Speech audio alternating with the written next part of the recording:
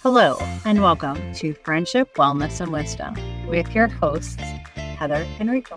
Together, we're here to talk about all things self-care, from fitness to mindfulness and everything in between. Whether it's yoga, Tai Chi, Pilates, or practices like tapping and meditation, we're here to help you discover new ways to care for yourself. We'll also share tips on positive self-talk, finding time for self-care, and creating routines that stick. We're here to provide you with plenty of tips, tricks, and unsolicited life advice. Remember to like, subscribe, and hit the bell for notifications. Join our community, and together we can explore the path to wellness. Today, we're going to embark on a journey of rich tapestry of folktales, all these stories that are passed down through generations and cultures and all this stuff. And a lot of the stories get translated, right? One culture tells it this way, the other culture tells it this way, right? And so we're going to embark on 3 stories each that we each picked. So 6 stories in total.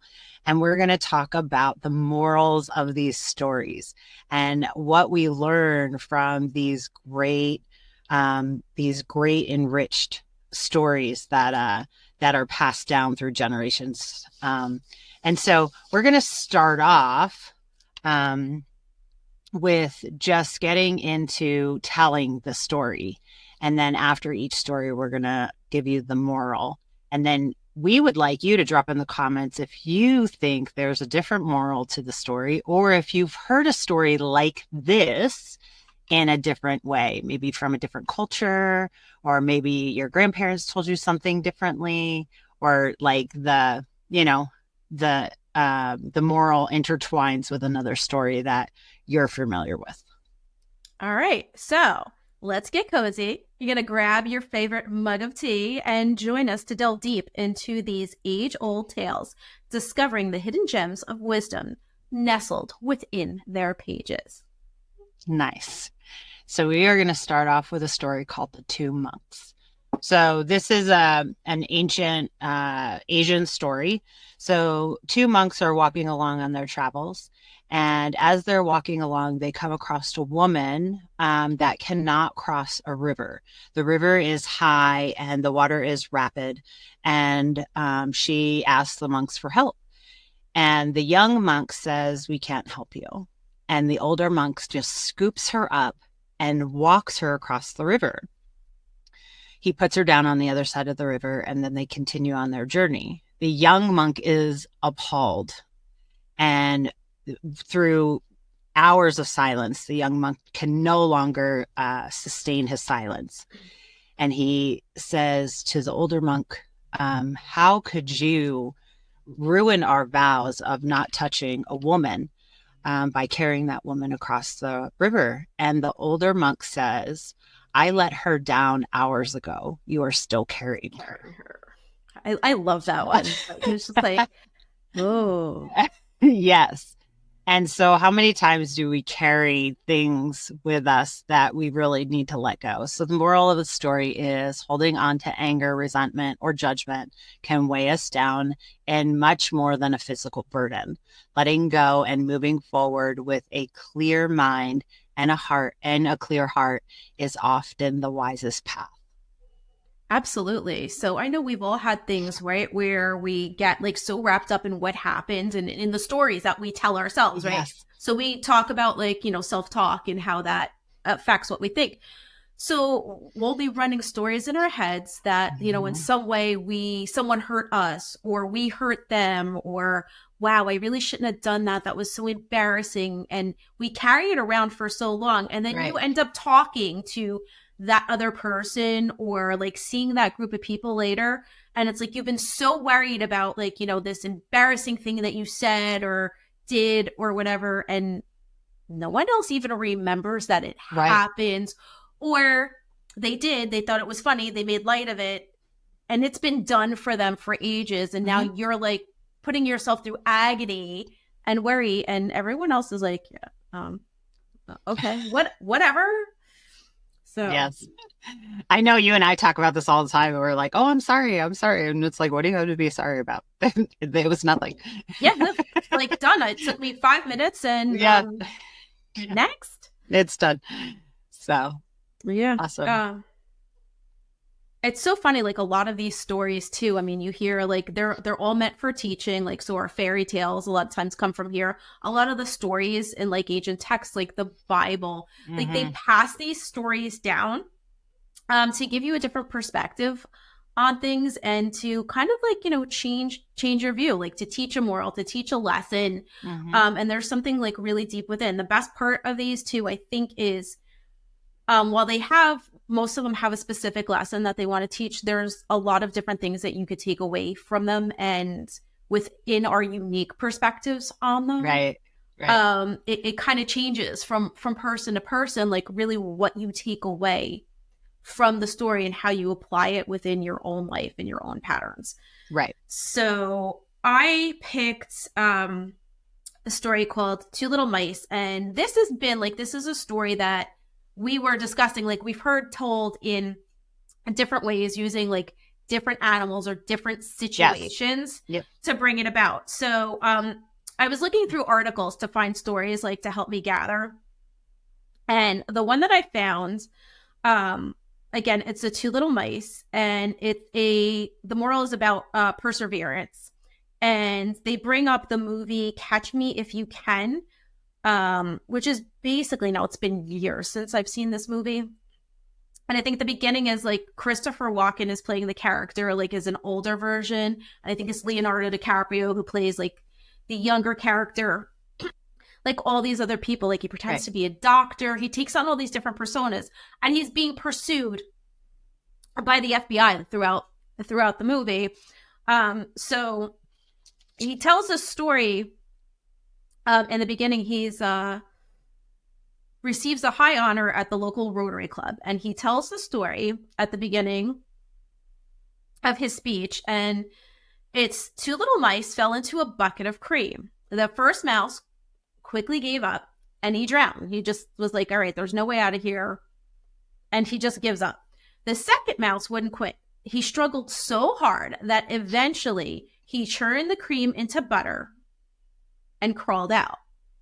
So the moral of the story is basically it's not over until it's over. So like, and that's like true in so many aspects of life, right? So you give up here and that ends everything completely for everything. But what if you keep trying? Like, what if? Right. And so many times, we do that and we churn our cream into butter and we climb right out of what we're in just because, like, maybe even it shouldn't have worked. Somehow, miraculously, something happens. And because we didn't give up, we're able to succeed. Yes. So, yeah, perseverance is awesome. Resilience, right? it really is, because sometimes we think we failed and we really like there's nowhere else for us to go. And there's just that one little glimmer of hope, that one last like ditch effort that not only like keeps you kicking like and going, but it brings you now all these new opportunities because you didn't give up, and things you never saw possible are now in front of you. Right. So my next one is The Boy and the Calf. Once there was a young boy who was tasked to carry a calf every day. As he grew older, the calf grew into a cow. Yet the man still carried it effortlessly. When asked how he managed to carry such a heavy load, he replied, "I never stopped carrying the calf." The moral of this story is pretty much just like consistency and just perseverance to challenges, right? You just kind of start off little and little things become bigger things. We deal with this like when we are trying to either like gain muscle or work out or whatever, right? People want this like instant gratification of whatever. And the fact of the matter is, if you're consistent, everything is consistent and steady. These little things that we do become huge changes in our lives. And it's effortlessly because you are doing it in small small increments. So it's not even like you're disrupting your whole life. We talk about this on our show all the time on how, just take the changes, just whatever you can fit into a day. And then those changes grow to big changes, right? Those little changes.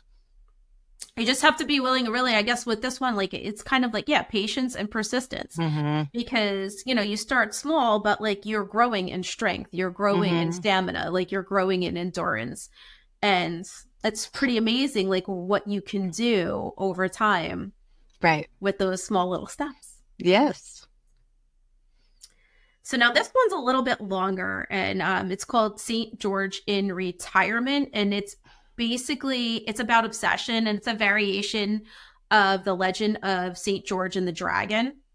So basically what ends up happening is, after many centuries of hopelessness and superstitious, St. George, in the guise of rationality, this is him coming to this great rational realization in the world, shows up in the world around the 16th century. And the first dragons that he was fighting off were metaphorical dragons, of course, are dystopic kingship and religious intolerance. So king is oppressing the people, religion is oppressing people. So basically everything that we're going to come into contact here are people being repressed in one way or the other, just to kind of sum that up a little bit, because this story runs like a little long.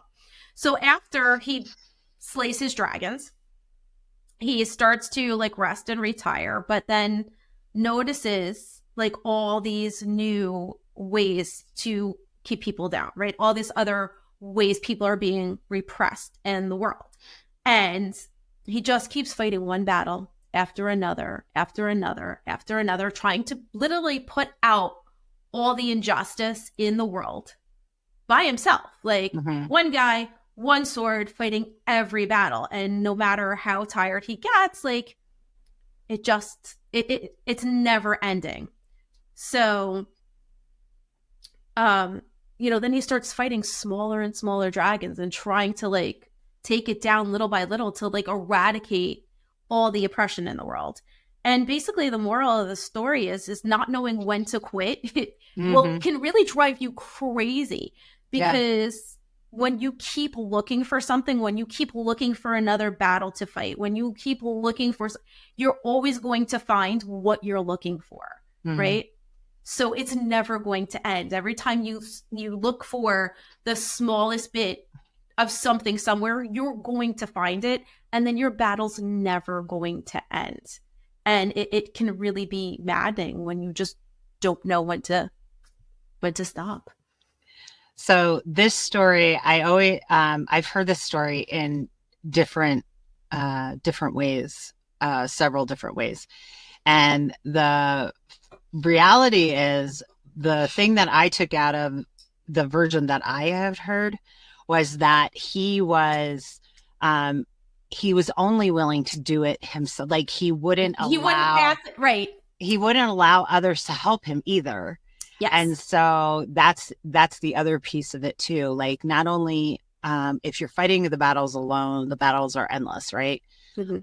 So yeah, looking for the next battle and also not taking help from other people can be just basically like you should be passing the torch, pass the baton, look for new insights, new ways of doing things, because he's literally just slashing at things with a sword, like he was with the original dragons, and that's just not gonna work. It's that anymore. The definition of insanity. Doing the same thing over and over again and expecting a different result. Right. So we're going to move on to my next one is called Good, Bad, Who Knows? Once there was a farmer who lived on a small village. One day, his only horse ran away. Upon hearing the news, the neighbors came to console him. They said, "What terrible luck! You've lost your only horse." A few days later, the farmer's horse returned, bringing him a herd of wild horses. Now the farmer had not only his original horse, but also many more. When the neighbors saw, they exclaimed, "What wonderful luck! You've gained so many horses." Again, the farmer replied, "Good, bad, who knows?" The farmer's son decided that he was going to tame the wild horses, but he was thrown off a horse and broke his leg. The neighbors came and said, "How unfortunate. Your son broke his leg." Yet the farmer responded with the same refrain, "Good, bad, who knows?" Not long after, a war broke out in the region, and the young man was drafted to fight. But because he had broken his leg, he was not able to go. The neighbor realized the significance of the farmers, and they came and said to him again, "You were right, neighbor. We thought your bad luck turns into good fortune." And once again, the farmer replies, "Good, bad, who knows?" So the moral of the story is that life's events often are unpredictable. And so when we make the first judgment of like something that happens, so when something happens and we automatically judge it as bad, if we give it time and kind of let things resonate with us a little bit more, good things do come out of things. It's kind of, all of these stories kind of connect too, because like when you look at the mice falling into the cream, what a misfortune, right? Right. But the one mouse not giving up, right, turned it into butter and was very fortunate that he got out. Mm-hmm. And so, these things are, things could always be bad, right? Things could always be worse. Well, yeah, and I think we've good, always had, and they can always be better. We've had things in our lives, like all of us, that have happened, and at first glance we think it's like either good or bad, and then something further happens to to kind of change what it is. And I literally had a quick personal story, very quick. I had a tree fall on my house at one point, and there was a hole in my roof. So you think, oh, that sucks, right? But the hole was hit in such a way, like on the part of the roof where nothing was actually coming into my house from outside. Right. So I was able to get someone to come out right away to fix it. Homeowners insurance covered it, cut us the check. Someone came out, cut us the check, and then the actual work ended up costing less than the check we had gotten. So it was good and it was bad all at the same time. So good things happen, bad things happen. Some things worked out for the better, some for the worse. But either way, in the end, it kind of ended up neutral because it was like a slight inconvenience with a payoff at the end. Right. Yep. So I think we all have those stories. I think so too. It's just a matter of how we see them, right? It's our perspective of them, for sure. Me and my husband lost our home, and in looking for another home, right, we wound up renting from a man who sold the home that we were renting. And so instead of, renting, we wound up being able to purchase a home. We wouldn't have had that opportunity if we didn't lose the original place we were living in. Yeah. So, all right. So it's pretty funny how things show up like that. And, to just be able to kind of sustain judgment. Right. And just kind of accept things for how they are. It's like, wow, okay. Yeah. And perspective is everything, right? If you could put a good perspective on things, which brings us to your next story, because your next story is... Yeah, all about perspective and objectivity, right? Yeah. So this next story is The Blind Men and the Elephant. And I actually really like this story. I do too. It just kind of makes me chuckle. Some of these too, are almost like a long form, jokes. They're somewhat humorous. They kind of, even with the two monks, right? It's it's almost like a punchline at the end, the way that it hits you. So I love that. All right. So this is an Indian parable about objectivity. So there's a group of blind men that heard that a strange animal called an elephant had been brought into town, but none of them were aware of the sheep in the four. So out of curiosity, they said, "We must inspect and know by touch of which we are capable." So they sought out, and they go to look for this elephant to touch it to see what it feels like so that they can understand the shape of the elephant. So the first man, he landed at the trunk, said, "Oh, this is like this is like a large snake." Now the other one reached for the ear. It seemed like a kind of a fan. Another man whose hand was on the leg said the elephant was like a pillar or a tree trunk. The man who placed his hand upon the side of the elephant said it felt like a wall. Another one who felt the tail described it as a rope.